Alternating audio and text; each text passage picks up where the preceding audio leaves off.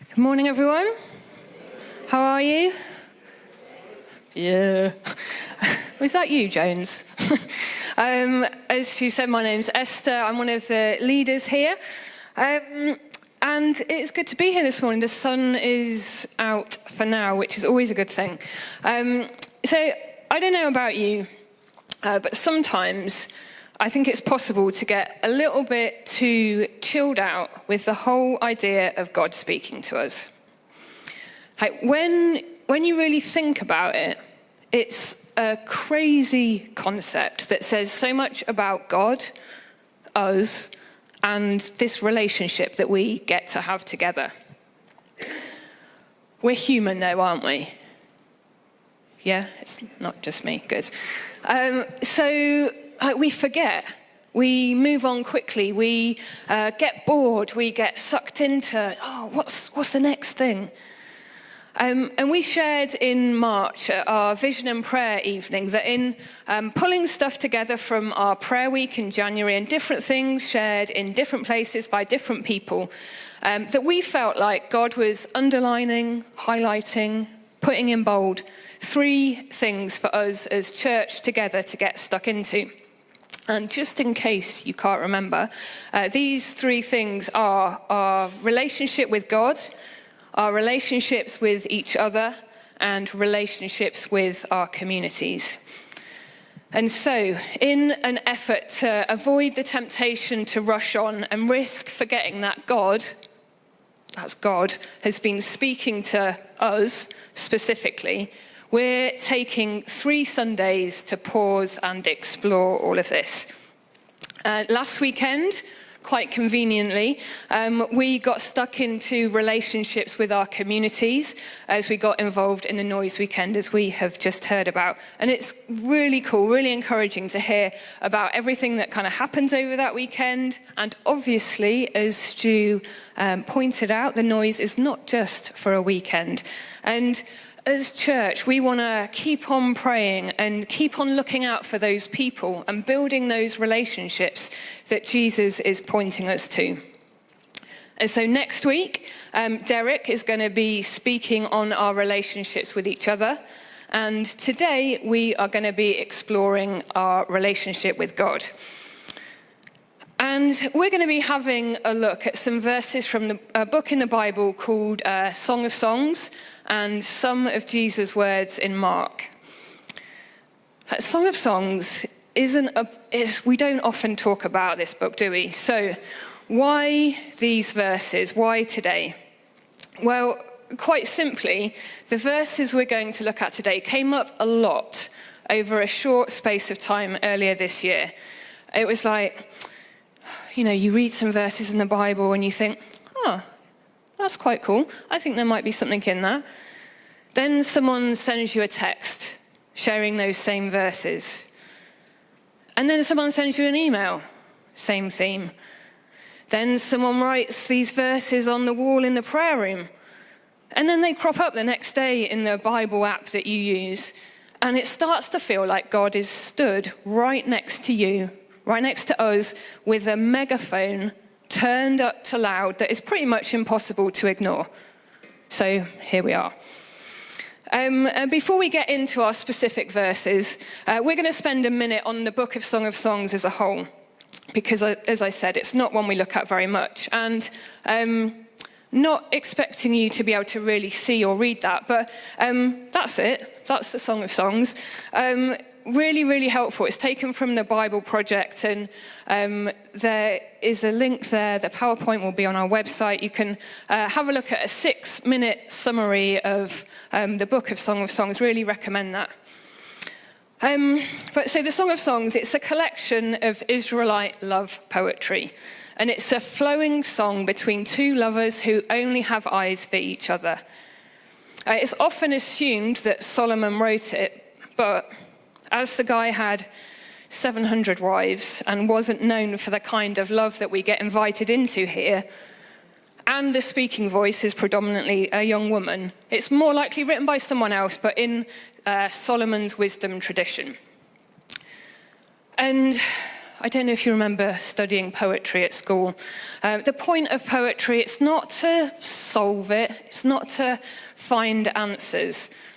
But through it, as we read the Song of Songs as a whole, we get to see, to experience the power and intensity of love.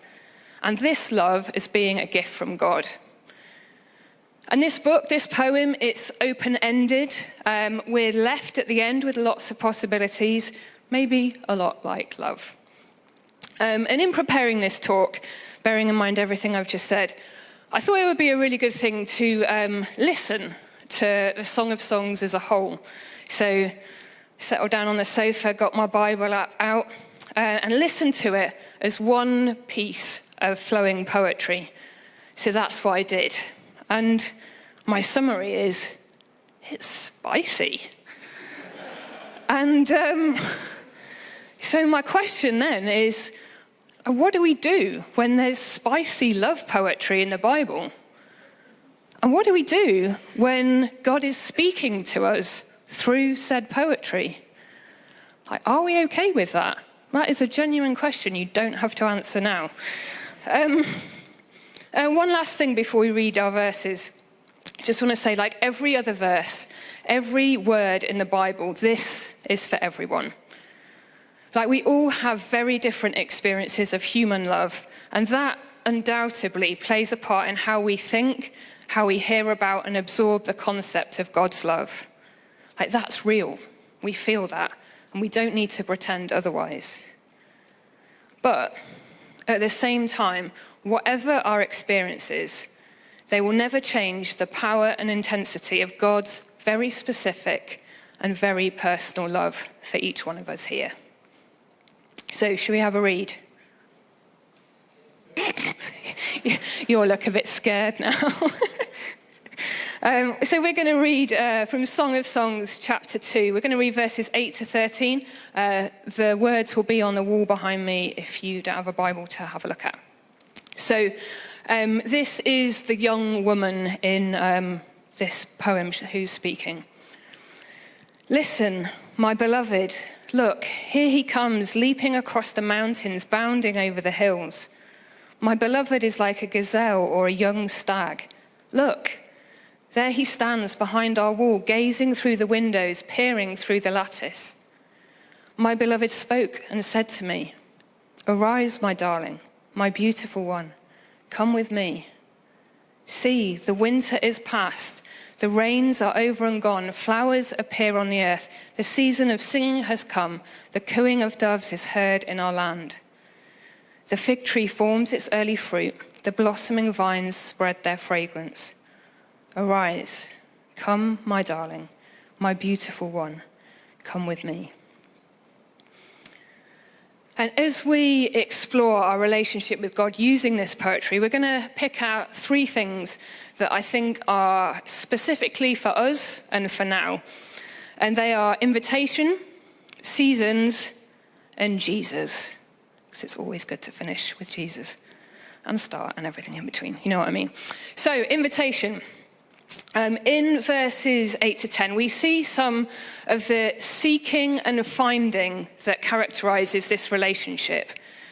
And this repeats itself throughout the whole of the Song of Songs. Like there's a pattern, a desperate, oh no, I've lost them, where have they gone? To finding each other and everything's okay again. To losing each other again. To finding each other again. And then you get the point. And so this emotional roller coaster goes on throughout this whole book. And relationships are very rarely straightforward. You try and plot any relationship on a graph, and a steady, flat line is unlikely and maybe even an impossible outcome.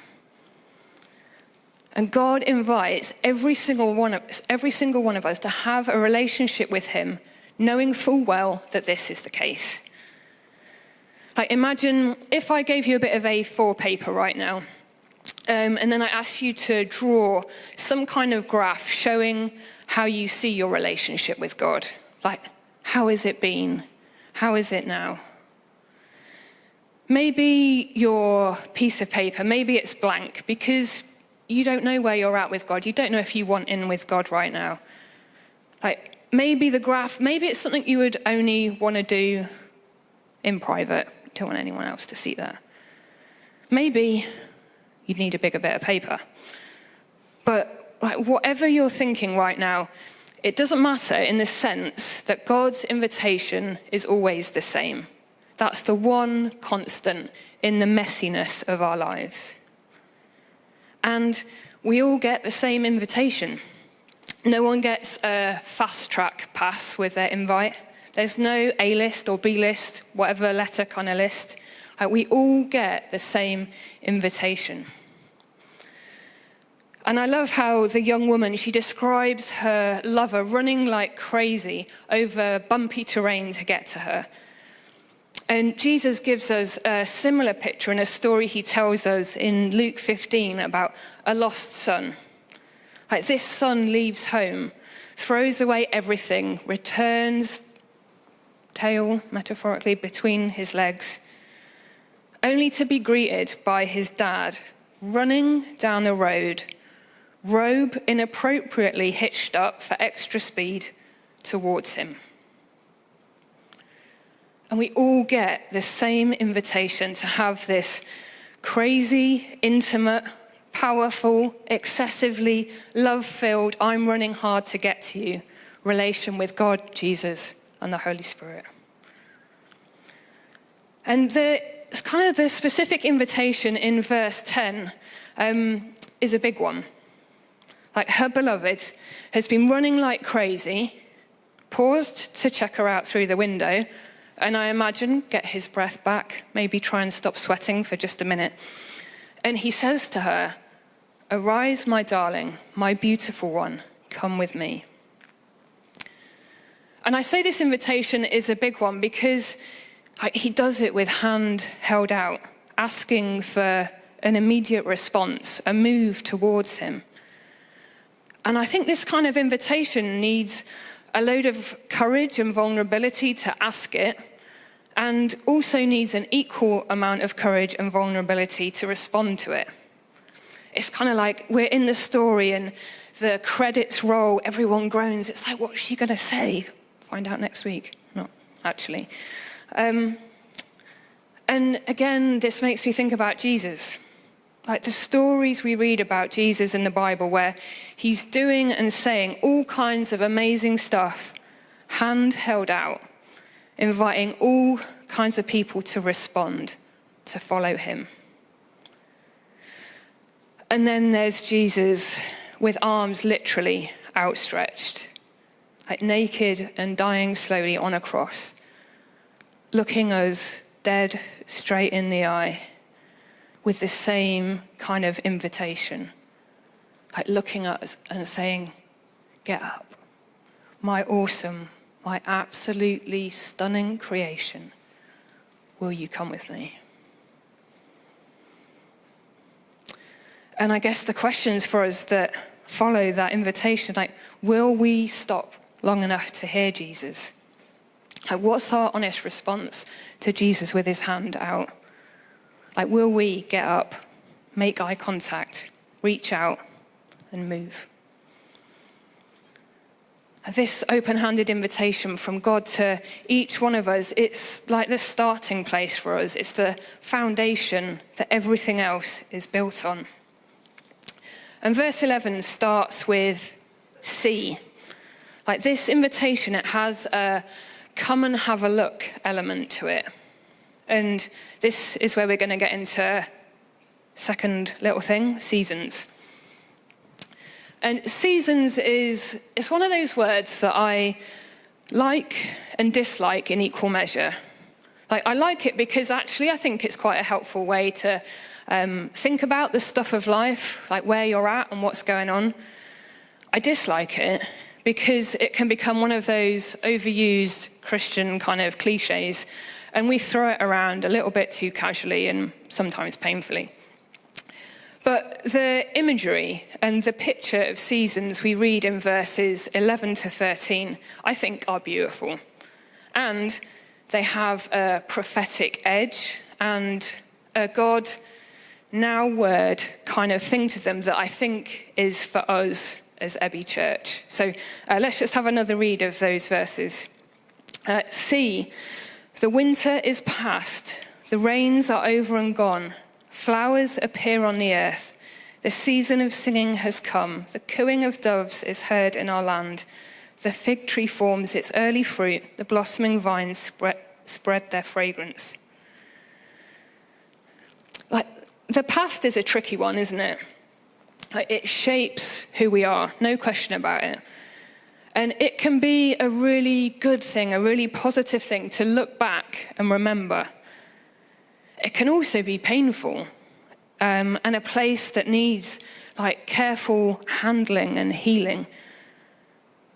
And it can also be a negative thing because it's very difficult to be present and to move forward if you're always looking back. And I like that in these verses, the guy isn't saying to the girl, oh, come on, the tough season is past, draw a line under it, get over it, it's time to move on. Like, his words are coming from that place of intimate, loving invitation. It's like, let's be honest about the winter, the past, it happened, and come with me. Like, see what's happening now. Like, it's a both kind of thing. And just a little aside on winter. Like, winter often looks bleak. It looks like nothing's going on, but there's always stuff going on in winter. Like, even if we can't see it, literally under the surface, there are things happening. So, getting straight into it, and obviously, like, please do think and pray about this, but this is what I think God is saying to us as Abbey Church together right now. And God says to us, look, do you see what I see? Flowers are appearing in places that looked empty. There's music where things seem quiet, and there are obvious signs that good and tasty fruit is growing. And I think this is us. Like, in the last 6 or so months, I've seen this in so many ways. Like, flowers appearing in places that looked empty. Music where things seemed quiet. And those signs of fruit growing. And like, it's awesome. It's also a little bit overwhelming in a good way. But I think something has shifted for us. Like, something is changing. And we're all in it. We're all a part of it. And we still can't really like pin it down. But God's doing stuff. And we know that like winter has happened. Like, we've been through some rough times as church together. But I see the winter is past. Like, God is saying, look, do you see what I see? And it's all God. It's not us. We haven't like been clever and planted some seeds or found the volume for the music and turned it up. This is God. It's not us. And verse 13, it talks about flowering vines spreading their fragrance. And fragrance isn't something we can see with our eyes, but it has a wide reach and a huge impact, whether positively or negatively, but that is the thing. And God is inviting us into this deep, intimate, collective relationship with him. And a part of the deal is that his good stuff will flow out of us, sometimes even without us knowing. And I think as a church, right now in this moment, we are being invited to be a church with a wide reach, to live generously and courageously, and to smell good. And God holds his hand out to us and he says, come, look, do you see what I see? we're going to finish up with Jesus. We're going to have a read of Mark chapter 1, verses 16 to 18. It's Jesus calls his first disciples. As Jesus walked beside the Sea of Galilee, he saw Simon and his brother Andrew casting a net into the lake, for they were fishermen. "Come, follow me," Jesus said, "and I will send you out to fish for people." At once they left their nets and followed him. Here we see Jesus, God with skin on, offering this same Song of Songs, "Come with me" invitation in real time to a couple of fishermen. And to be honest, I'd never tried to read these verses to hear Jesus' invitation here in the context of 8 chapters of Old Testament love poetry. And also, to be honest, when I read here Jesus' invitation here, I skip straight to the "I will send you out" part, because I'm way more comfortable with the concept of being given a to-do list by Jesus than just hanging out with Jesus, hearing how great he thinks I am and how he loves me more than I could ever understand on repeat. Like we get a bit muddled, don't we? We know in our heads that we can't earn God's love. We know that God hasn't hidden a crazy busyness in the small print of his invitation. We know it's not all on us to save the world, but we still try. Like Jesus invites us to come in a few other real-time moments in the Bible. And it might be that one of these feels particularly relevant for you right now. So have a listen. In Matthew 11:28, Jesus says, "Come to me, all you who are weary and burdened, and I will give you rest." In John 7, verse 37, on the last and greatest day of the festival, Jesus stood and said in a loud voice, "Let anyone who is thirsty come to me and drink." And in Matthew chapter 14, verse 29, Jesus said, "Come." And Peter got out of the boat and walked on the water and came towards Jesus. And as we read originally in Mark 1:17, Jesus says, "Come, follow me."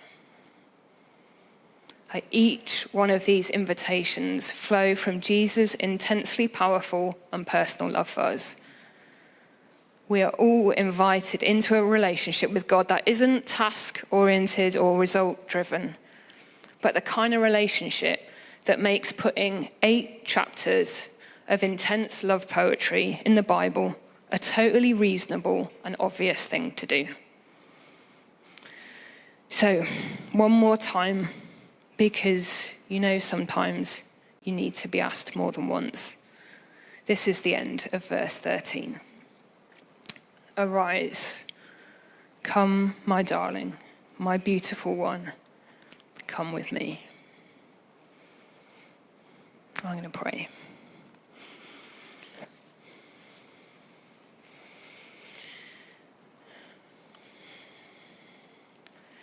Jesus, thank you.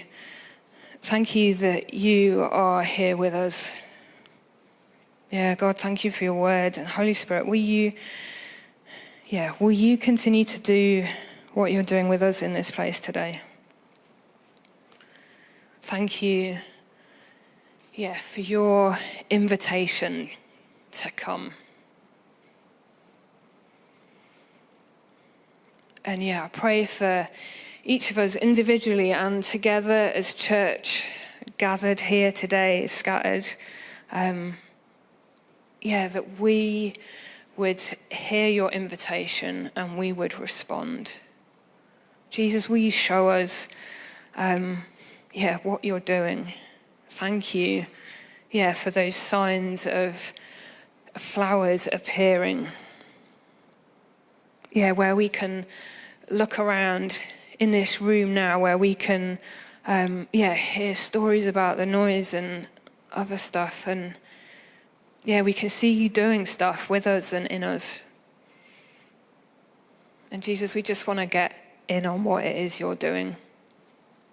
Will you help us to put aside our own expectations, our own agendas, our own feelings of this is what things should look like, and to see what you're pointing out to us.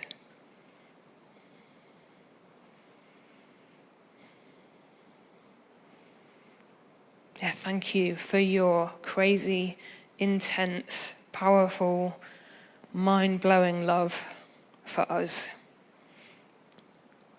Yeah, together in the randomness of Abbey Church right now.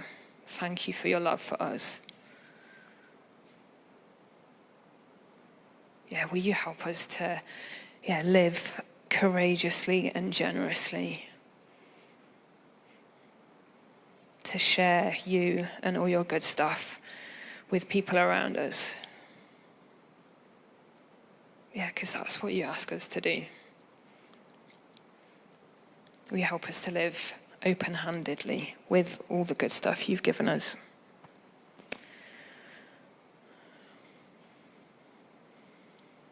Yeah, amen.